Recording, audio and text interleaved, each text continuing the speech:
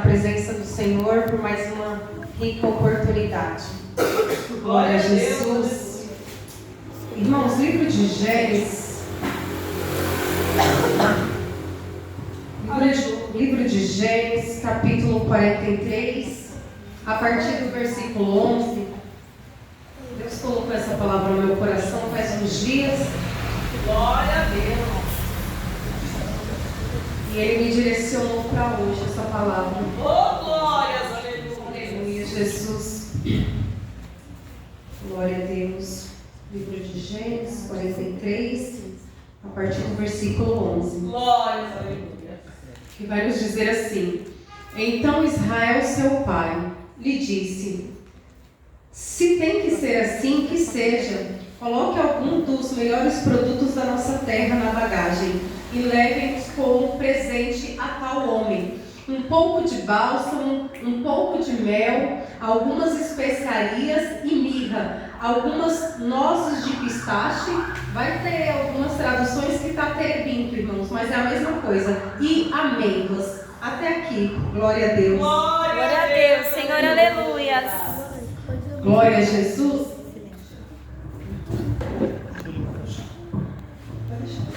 Irmãos, glória a Deus. A Bíblia, glória a Jesus, a Bíblia é bem assim, todos conhecem a história de José, né?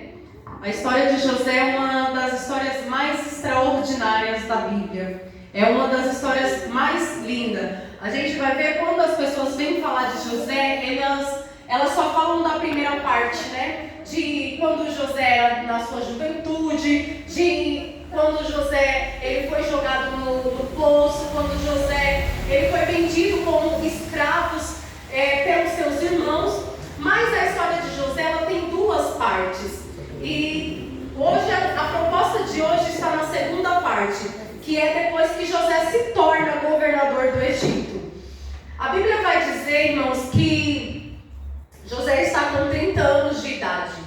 Todos sabem que Faraó teve um sonho. Ele sonhou com 7 vacas magras engolindo 7 vacas gordas. Ele sonhou com 7 molhos de trigo gordos engolindo 7 molhos de trigo magros engolindo 7 molhos de trigo gordos. Aí a Bíblia vai dizer que Faraó ele se perturba pelo sonho.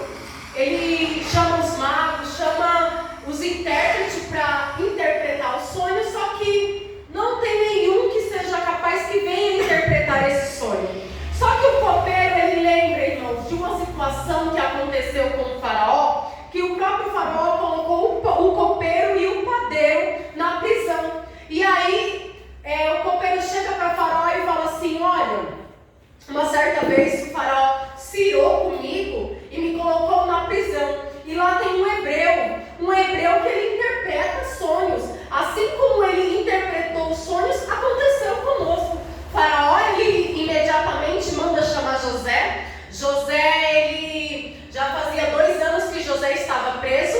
José, ele sai do cárcere, toma um banho, se coloca diante de Faraó. E Faraó conta o sonho para ele e José traz a revelação.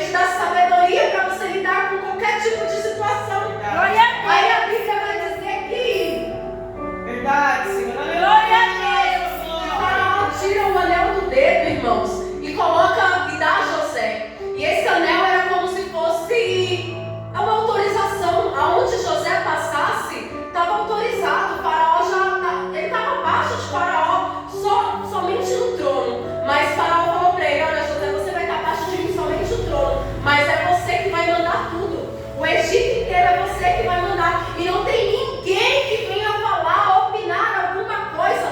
Você que vai mandar. Aí Faraó pega, coloca linhos, dá ouro para José, coloca José na carruagem, sai pelo Egito, mostrando ao povo. Uns vão dizer que nem existia esse cargo, que Faraó deu esse cargo na hora de governador para José. Aí a Bíblia vai dizer que Faraó muda o nome de José por ele ser hebreu. Faraó era um egípcio. E até mesmo, irmãos, pela a cultura, né? A gente sabe que o povo hebreu é um povo humilde. Então, assim, Faraó, ele troca o nome de José. E a partir do momento, José ele vai chamar de Zaphenat Paneio, que significa o quê? O provedor, o nutriente da vida. Porque era José que ia trazer o alimento para o povo. Era José que ia trazer a esperança no tempo de seca para o povo. Era José que ia alimentar aquele povo. Aí Faraó dá uma egípcia para ele também, por nome de Asenate, filha de um sacerdote. Aí a Bíblia vai dizer que vai passando um tempo, ele tem 2 filhos. E o que eu acho interessante é que o primeiro filho ele chama de Manassés, um nome hebreu, um nome que significa Deus me fez esquecer do sofrimento da casa de meu pai. A esposa dele tem outro filho, ele dá o nome de Efraim, mais um nome hebreu. Deus me fez prosperar na terra da minha aflição. Olha que Deus maravilhoso. Deus estava com ele no tempo da casa do pai dele, fazendo ele esquecer a dor, e estava com ele no novo tempo também, fazendo ele prosperar na terra da aflição. Isso significa o quê? Que Deus está no controle de tudo. Ele está no meio da tua dor, ele está no meio da tua prosperação. Deus é quem está no controle de tudo. E você percebe que José, irmãos, ele está agora numa outra cultura. José está agora no poder, porque com Deus é de repente. Até uns instantes atrás ele estava preso cativo, mas quando Deus chega um tempo, Deus ele muda, e Deus é um Deus que cumpre promessas. José se torna governador. E o que eu acho interessante é que José, quando Faraó muda o nome de José, Faraó ele dá poder a José, Faraó ele dá uma egípcia, Faraó a mulher dá 2 filhos, mas José ele não esqueceu suas raízes. José ele não esqueceu que ele era um hebreu. Ele poderia muito bem colocar o nome egípcio, mas não. Ele trouxe ainda as raízes dele. As raízes de José ainda estavam com ele, né? Você vê que José, irmãos, ele foi preso, mas José ainda continuou crente. José estava no poder, mas José ainda continuou crente. José passou pelo poço, mas José continuou crente. José passou pela mulher de Potifar, mas José continuou crente. Você vê que as raízes de José não mudou. Glória a Deus. Aí a Bíblia vai dizer, irmãos, que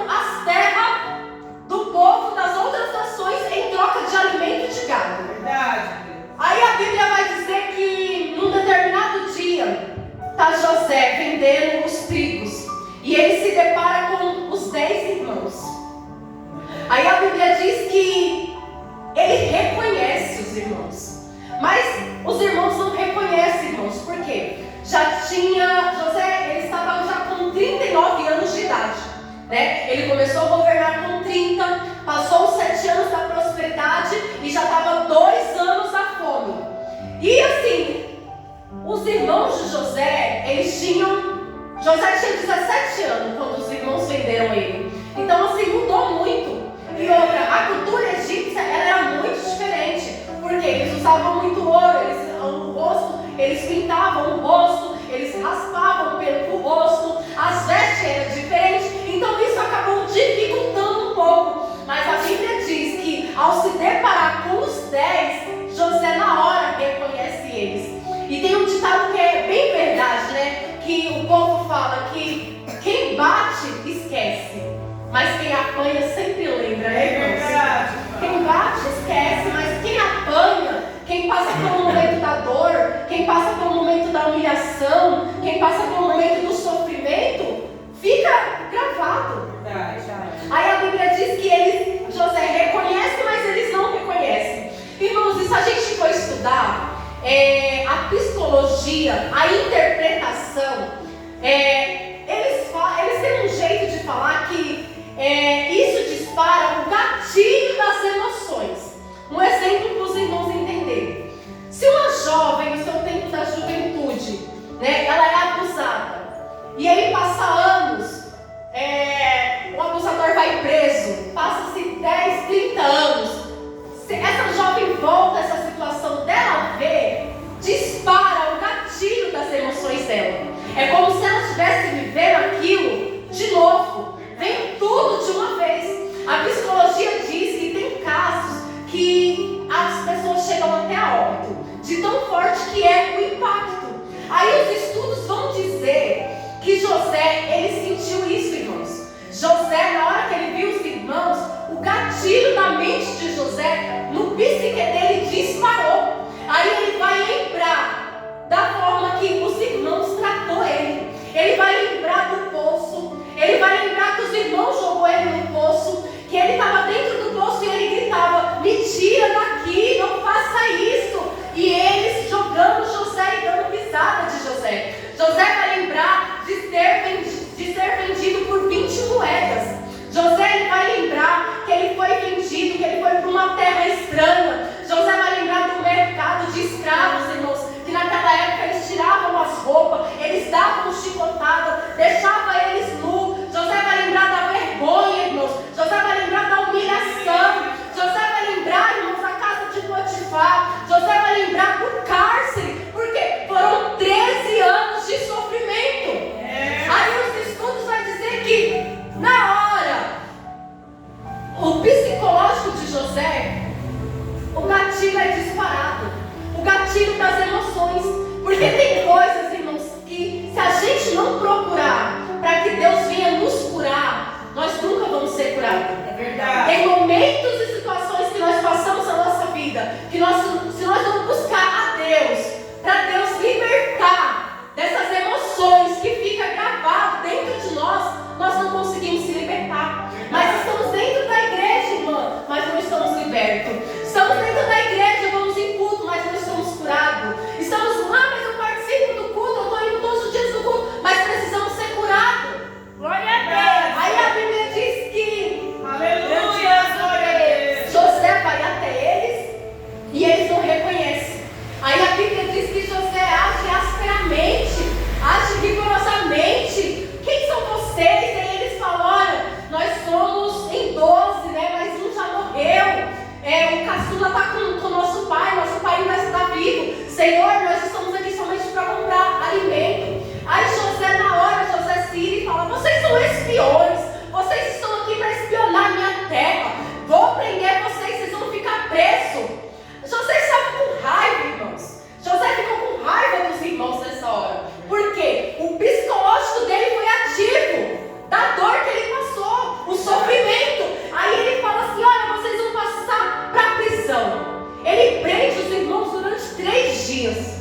Por quê? Ele queria que os irmãos sentissem pelo menos o mínimo do que ele passou. O mínimo. Só que aí a Bíblia vai dizer que no 3º dia, José ele fica incomodado.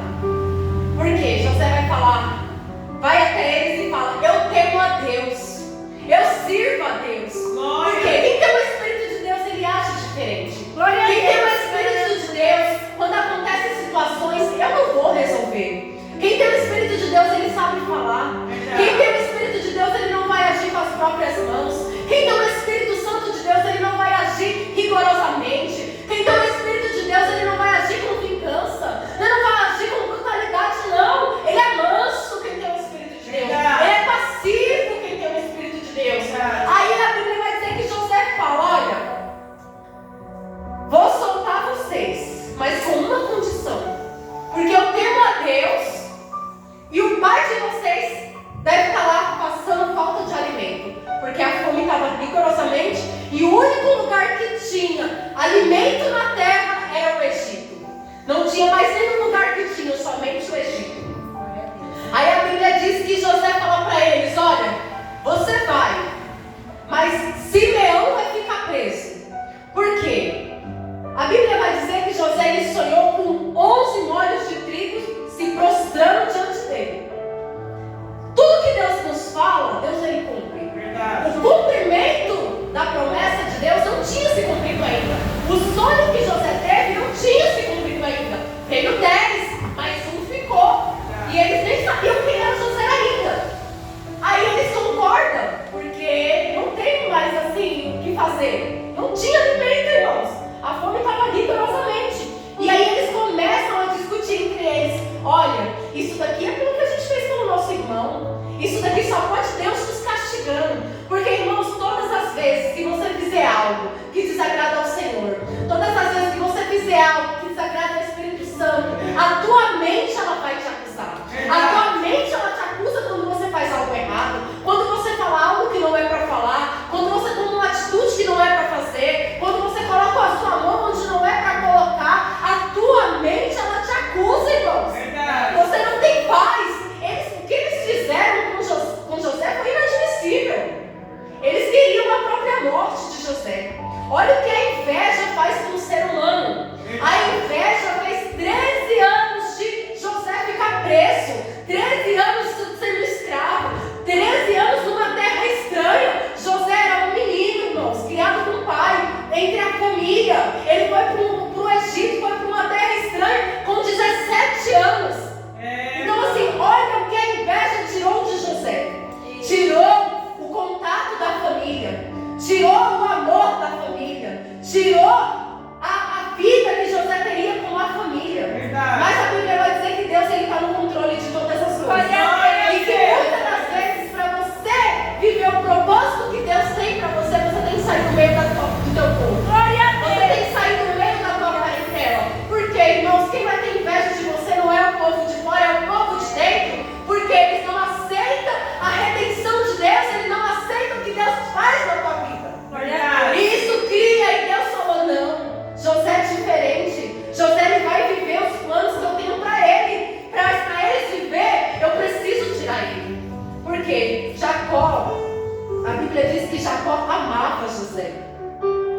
E tanto que José deu um presente para ele, uma túnica, que significa, a túnica que José deu antigamente, as túnicas longas, significa liderança. Então Jacó, ele sabia desde menino, porque Jacó era profeta, Jacó ele tinha uma intimidade com Deus, que José era diferente. É por isso que ele o amava, é por isso que ele tratava diferente, é por isso que Jacó queria José sempre ali, por perto. Mas irmãos, todos aqueles que são chamados precisam ter marcas. Todos aqueles que são chamados precisam ter algo, né? Precisa ter marcas, precisa ter dores, precisa ter sofrimento para carregar a presença de Deus, para carregar a unção de Deus. Precisa passar por certas situações que vai doer, vai machucar, que muitas das vezes você vai olhar assim, não vai aguentar, mas você vai suportar. Aí a Bíblia diz que Glória a Deus, Senhor, aleluia. José solta eles, dá os nutrientes para eles levar, e Simeão fica preso. E eles descem novamente para Canaã. Eles passaram 3 dias presos. Quando eles chegam em Canaã, que ele vai relatar tudo para Jacó, ele vai falar, nossa pai, o governador nos tratou asperamente. O governador ele foi rigoroso nas nossas palavras, nas palavras dele, nos acusou como espião, nos tratou mal, ele foi áspero.